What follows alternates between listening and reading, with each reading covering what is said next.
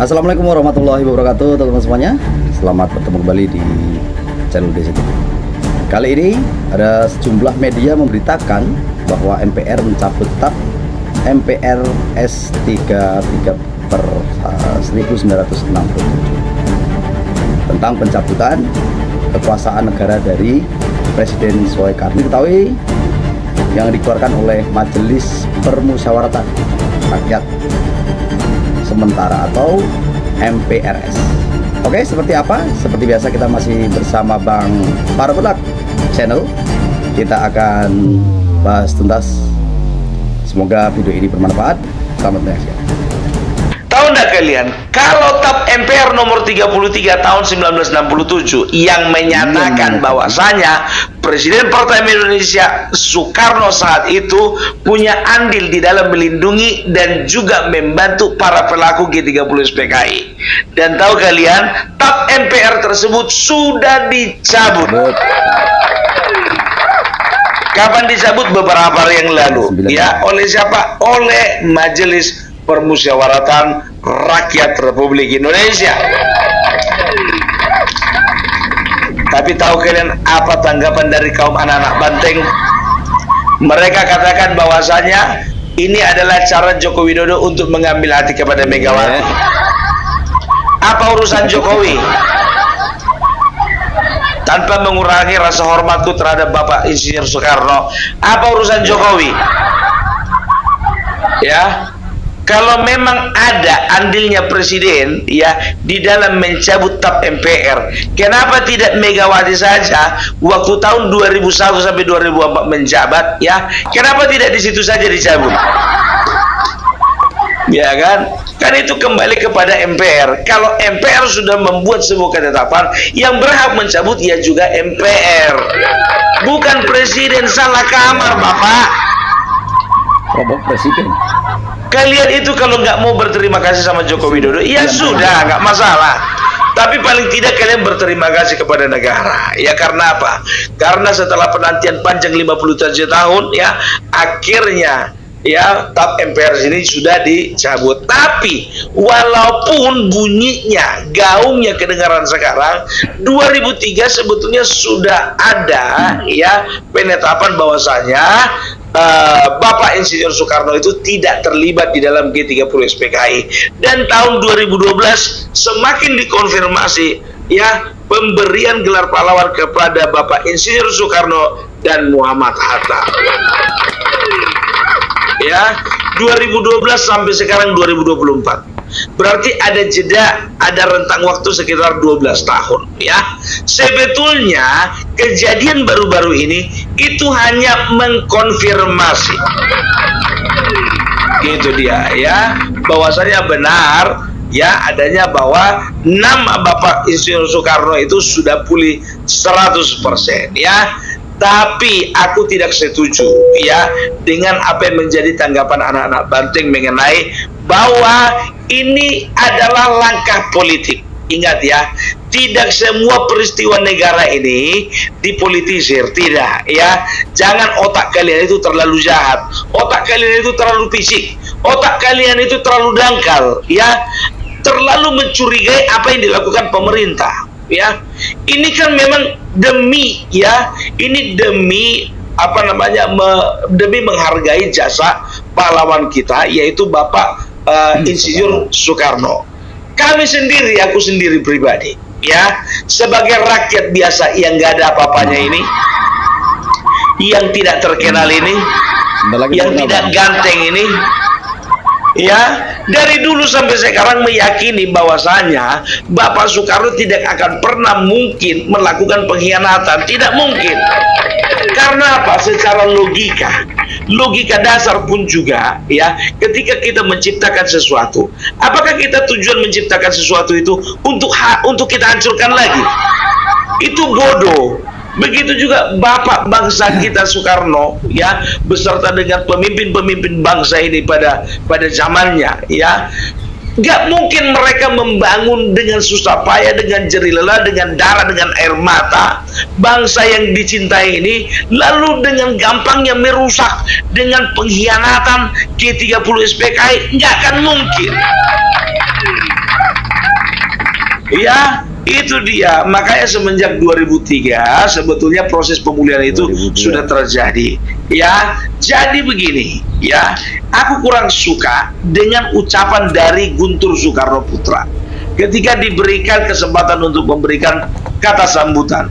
Berkali-kali dia menekankan, kami juga meyakini bahwasanya waktu itu MPR akan mengangkat Bapak Insinyur Soekarno menjadi presiden seumur hidup. Itu bertentangan sekali kepada hati nurani seorang Soekarno. Karena bagi beliau, jabatan seorang presiden ada batasnya. Ada batasnya. Jabatan seorang presiden ada batasnya. Berapa kali diulang-ulang? Kau nembak siapa? Tanpa mengurangi rasa hormat. Kau nembak siapa? Nyinggung siapa? Nyinggung presiden kami. Nyinggung presiden kami yang ada wacana 3 periode. Bohong itu. Nggak usah lah. Kemarin begitu juga. Ya, waktu mendukung Ganjar. Ya kan? Apa mau kau gantung Jokowi kau bilang kemarin? Tolonglah ya, dihargai gitu-gitu presiden itu ya. Jadi perkembangan tentang 3 periode itu kemarin itu, kalau kau nggak ngerti dari mana jalan ceritanya, udah diam aja lah. Emang mau perbedaan ngerti lah. Masa nggak ngerti? Ya kan, itu dia ya. Jadi bisa dikatakan ini adalah momen haru sebetulnya. Justru harusnya momen ini digunakan ya digunakan oleh keluarga Insinyur Soekarno menunjukkan kepada rakyat Indonesia bahwasanya mereka sangat bersyukur sebagai anak, mereka sangat bersyukur sebagai keturunan dari Joko Widodo. Dari Soekarno, bahwasanya negara sudah mengakui bahwasanya seorang Presiden Soekarno tidak pernah mengkhianati negara. Dan disitulah harusnya kalian meyakinkan kepada rakyat bahwasanya kalian semua itu memang betul-betul satu darah dengan Soekarno, dan karakter Soekarno itulah yang kalian miliki. Ya, harusnya itu menjadi momen ya, menjadi momen sebagaimana Soekarno nasionalis, begitu juga kalian nasionalis. Sebagaimana Soekarno memikirkan bagaimana kemajuan bangsa ini, demikian juga harusnya kalian tunjukkan. Gitu loh, itu yang kami harapkan gitu ya. Kembali ke omongannya dari anak-anak Banteng yang mengatakan bahwasanya ini adalah momen Bapak Joko Widodo untuk mencari hati. Aku bilang sekali lagi, nggak ada urusannya. Ya, kalaupun ada cawe-cawe dalam tanda kutip terhadap pencabutan TAP MPR nomor 33 ini, itu hanya didasarkan kepada rasa cintanya kepada seorang Bapak Proklamator. Ya, tidak lebih ya. Itu dia. Jadi makanya aku bilang ya, orang ini makin kesini, kenapa sih? Apa sih yang terlalu kalian benci dari Joko Widodo? Karena kehilangan kursi presiden. Maunya kalian jangan ya benci sama Joko Widodo. Yang kalian benci itu Prabowo. Iya, kenapa? Karena nggak di-endorse. Makanya jangan terlalu yakin. Kalau memang masih butuh endorsan dari orang, gas. Itu dia ya. Jadi kita doakan saja ya untuk setiap pembenci Joko Widodo ya, itu segera bertobat. Kalau nggak bisa bertobat ya berobat. Kenapa? Mau diberlakukan lagi TAP MPR yang baru?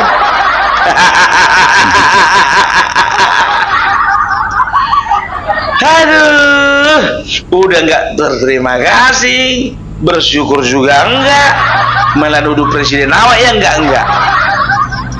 Bagus-bagus lah geng.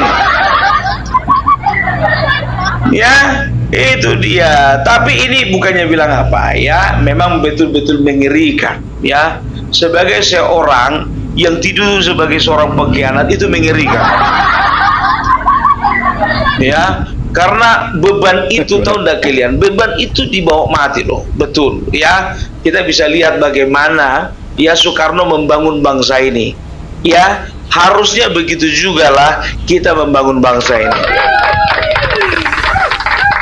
Jangan mau dipecah belah gara-gara nggak percaya sama lembaga survei, pecah belah bangsa.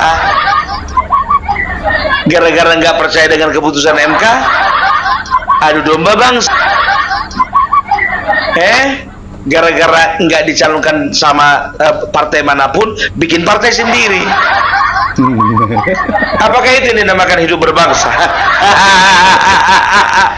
Aduh, dewasa dong. Ya dewasa dikit ya. Begitu juga ya mengenai MPR, Majelis Permusyawaratan Rakyat ya. Kalau bisa dikatakan nggak tahu kenapa. Waktu dulu aku masih sekolah ya, yang nampak di permukaan itu, yang nampak ya, yang selalu digaung-gaungkan, yang selalu kelihatan namanya itu nama MPR, bukan DPR. Tapi entah kenapa sekarang jadi DPR nomor 1. Sorotan mata orang ke DPR gitu loh. Padahal sebagian besar dari anggota MPR itu ya anggota DPR.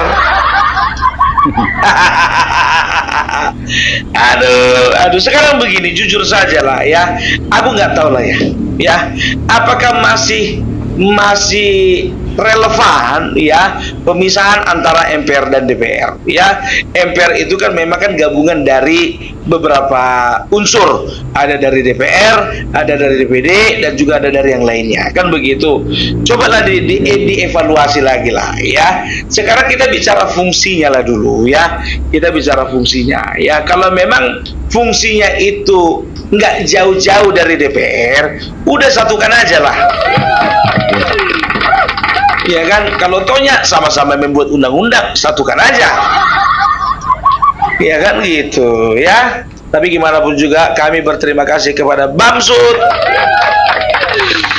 Bambang Susatyo ya. Jadi kita berharap semoga kedepannya ya semangat yang dimiliki oleh Soekarno itu juga semangat yang kita miliki ya. Ingat, Soekarno tidak pernah menangis ketika dia dituduh yang enggak.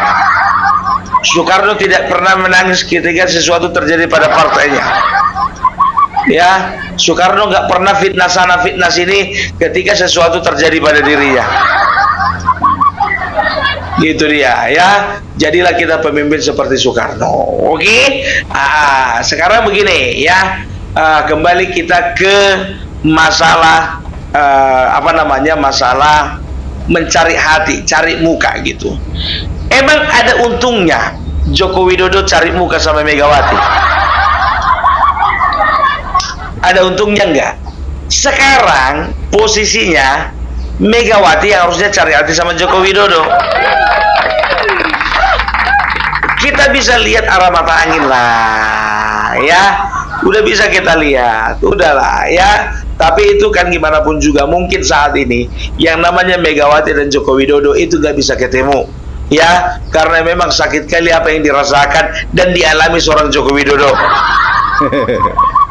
Ya, itu dia. Contohnya apa? Yang pertama itu ya, yang pertama itu kita bisa lihat bagaimana seorang Megawati terlalu pegang setir terhadap Bapak Joko Widodo, sehingga setiap kebijakan-kebijakannya selalu kebijakan yang menjaga perasaan Ibu Ketum.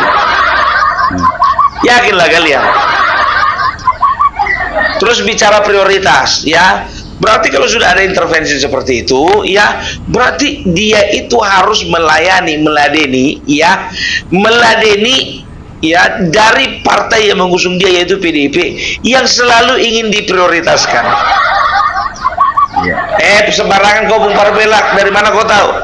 Loh, coba lihat berapa kali kita tengok di media sosial Ibu Megawati selalu berkata, loh kenapa menterinya segitu? Ya kalau cuma segitu ya emoh. Menteri dari P3, menteri dari PDIP harus lebih banyak. Ayo, sampean nggak bisa jadi presiden toh kalau nggak ada saya. Itu dia. Ya sekarang itu berbalik. Ya sekarang coba perhatikan kalian. Lihat Kaisang sama si Gibran itu. Ya, Kaisang sama si Gibran itu adalah gambaran pemuda masa depan. Ya, kayak gitu bapaknya, kayak gitu juga dia. Gitu dia. Ya, jadi kalau aku bilang sih sebetulnya bicara tentang apa namanya balas jasa, aku rasa enggak lah ya, karena yang kau lakukan selama ini itu sudah terlalu menyakitkan.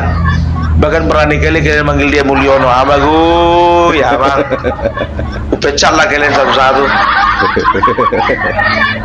Ya, jadi begitu dia. Oke lah dulu ya. Kalau memang tidak ada lagi yang mau kita bahas lagi, udah sampai di sini saja. Salam Parpelak, salam NKRI harga mati. Oke teman-teman, itulah tadi jabaran dari Bang Parpelak Opung ya, yang sudah memberikan edukasi ke kita semuanya. Mudah-mudahan bermanfaat. Terima kasih bagi teman-teman semua yang sudah subscribe di channel ini. Terima kasih. Assalamualaikum warahmatullahi wabarakatuh.